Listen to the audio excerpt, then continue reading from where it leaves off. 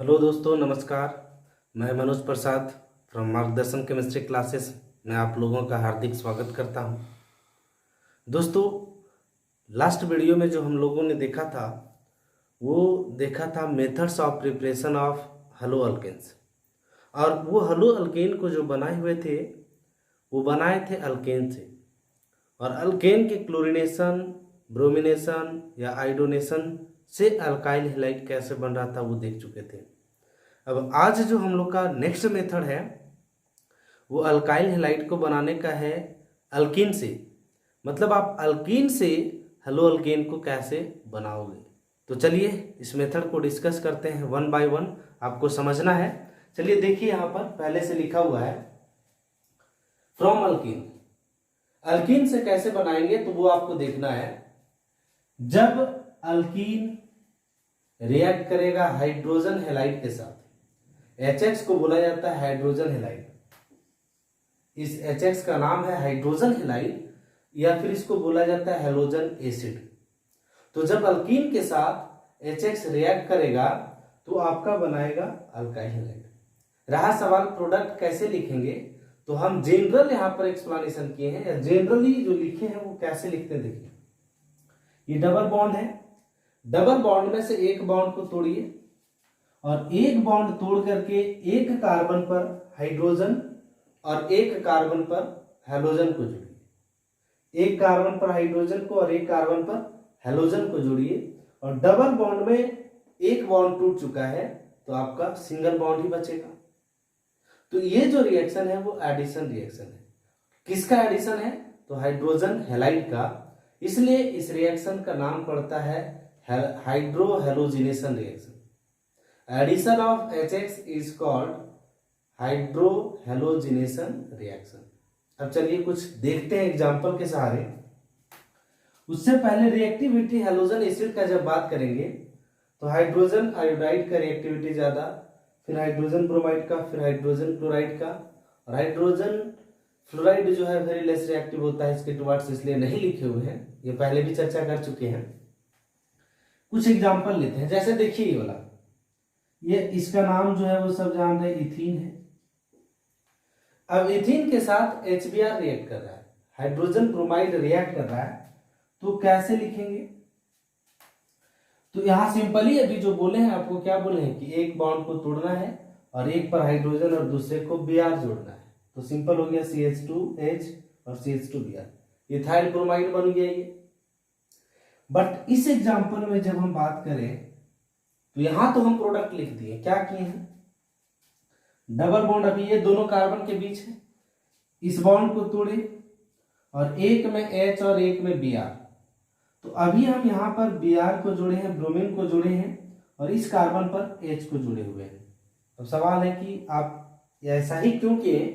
Hydrogen को यहां भी जोड़ सकते थे, ब्रोमीन को यहां भी जोड़ सकते थे, पर आपने ऐसा नहीं किया। इसको आगे डील करेंगे बढ़िया से। नेक्स्ट उसी तरह से ये एग्जांपल है, CH3 CH3 C double bond CH2, ये आपका HBr।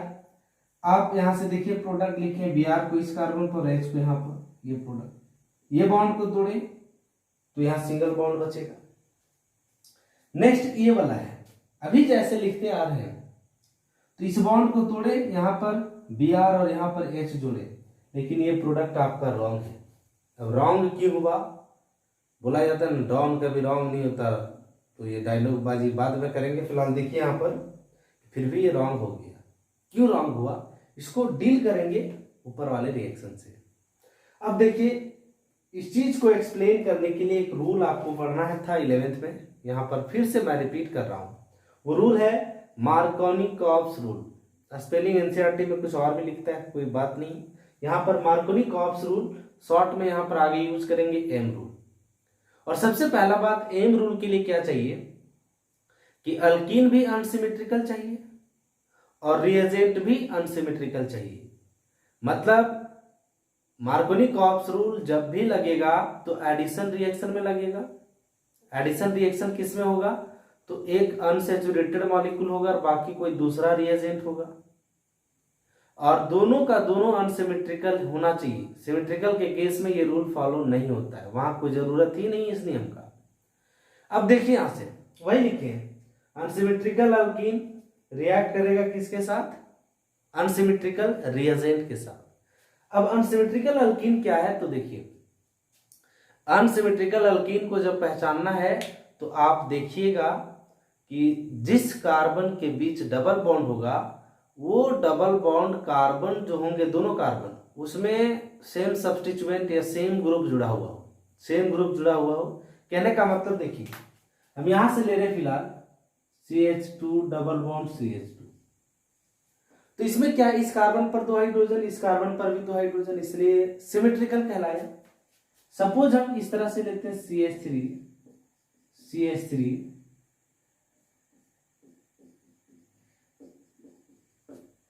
देखिए ऐसा लिए हैं, तो इस कार्बन पर जो है CH3 है और इस कार्बन पर भी CH3 है, मतलब जो ग्रुप इस पर जुड़ा है इस कार्बन पर वही ग्रुप इस कार्बन पर भी जुड़ा है, तो ऐसे अल्कीन को बोला जाता है सिमेट्रिकल अल्कीन।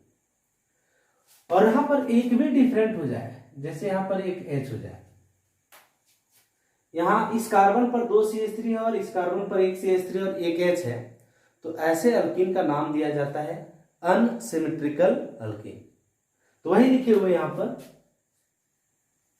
देखिए ये अनसिमेट्रिकल अल्कीन है, ये भी अनसिमेट्रिकल अल्कीन है।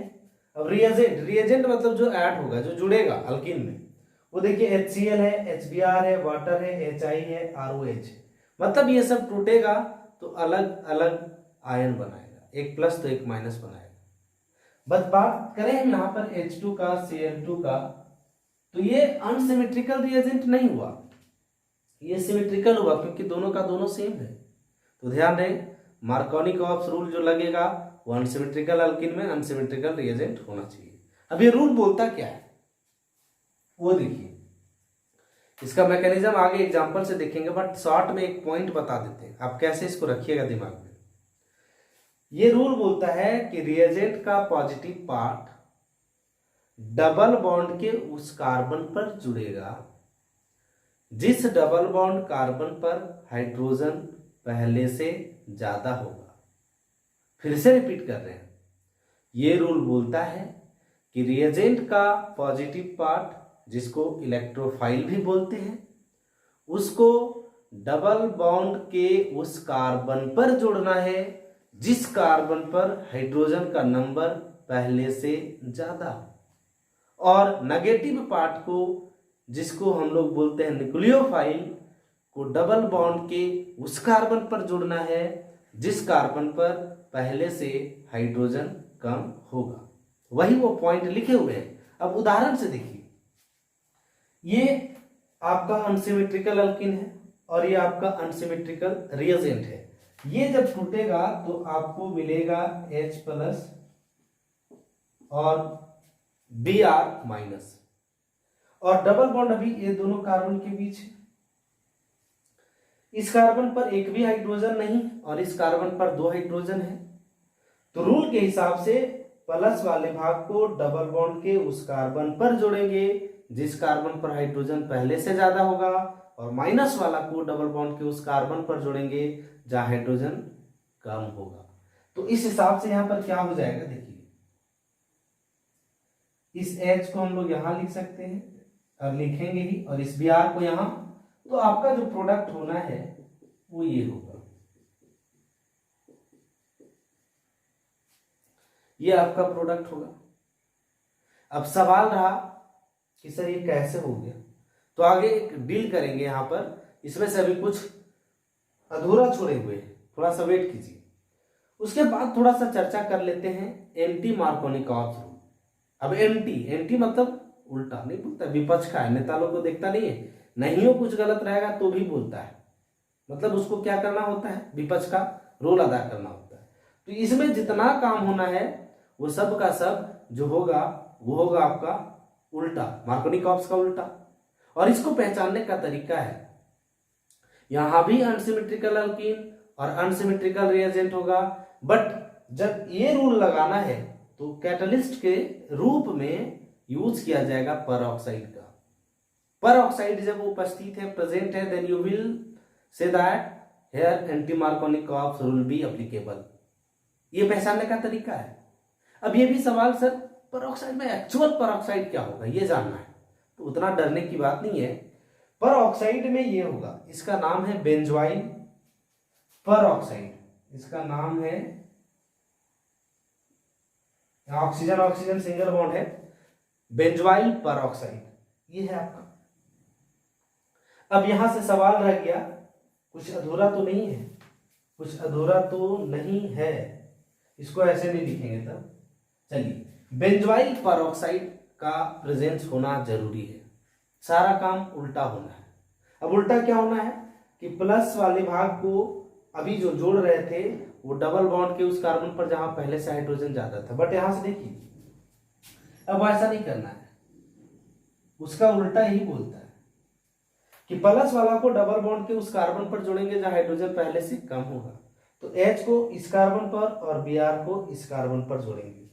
ये हुआ एंटी मार्कोनी-कॉप्स रूल। लेकिन अभी कुछ अधूरा टॉपिक छूटा हुआ है इसमें।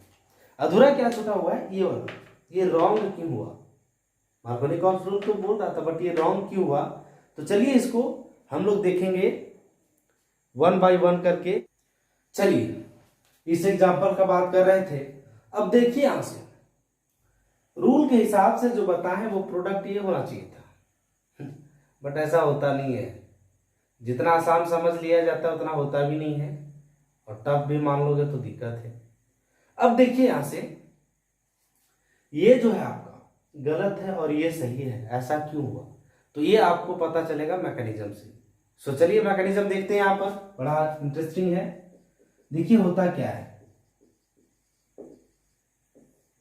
तो सबसे पहले मैकेनिज्म जो यहां डिस्क्राइब करेंगे वो ये होगा CH3 CH double bond CH2। तो सबसे पहले ये जो पाई बॉन्ड है अपना इलेक्ट्रॉन इसको डोनेट करेगा। अब रहा सवाल सर क्यों डोनेट करेगा, तो आप जानते हैं डबल बॉन्ड में एक सिग्मा और एक पाई होता है, जिसमें से पाई बॉन्ड वीक होता है, और ये H प्लस है और H प्लस इलेक्ट्रॉन डिफिशिएंट है। तो जब इसके करीब जाएगा, जब इसके टुवर्ड्स अप्रोच करेगा, तो यहां से इसको बोला जाता है एक तरह से इलेक्ट्रोमेरिक इफेक्ट बोला जाता है। मतलब इसका जो इलेक्ट्रॉन है इस बॉन्ड का वो डिस्टर्ब हो जाएंगे, और होगा क्या, ये जो पाई बॉन्ड है, इस पाई बॉन्ड का बात करें तो एक इलेक्ट्रॉन ये कार्बन का और एक इलेक्ट्रॉन इस कार्बन का है, तो क्या होगा कि ये जो कार्बन है इस कार्बन का इलेक्ट्रॉन लेकर के यहां पर इस H प्लस को दे रहा है, और इस H प्लस को देगा तो लिखा जाएगा CH3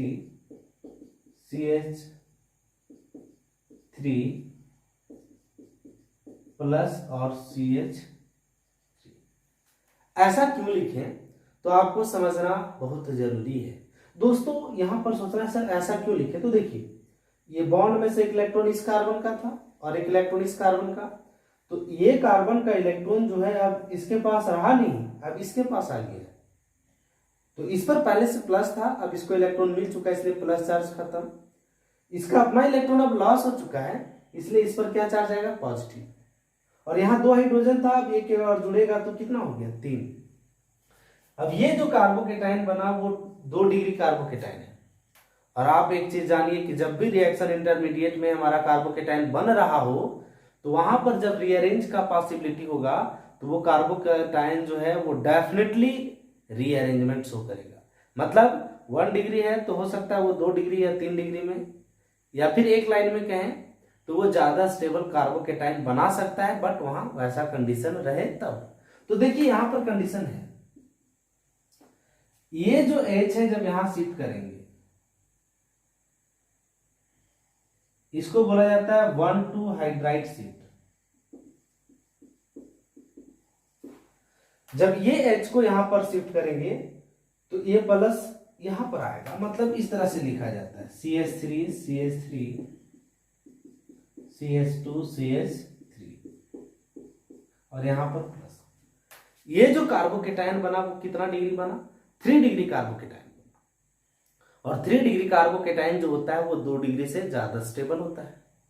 अब जो है Br माइनस जो बचा वो इस पर अटैक करेगा, और इस पर जब अटैक करेगा तो प्रोडक्ट जो बनना है वो ये होगा CH3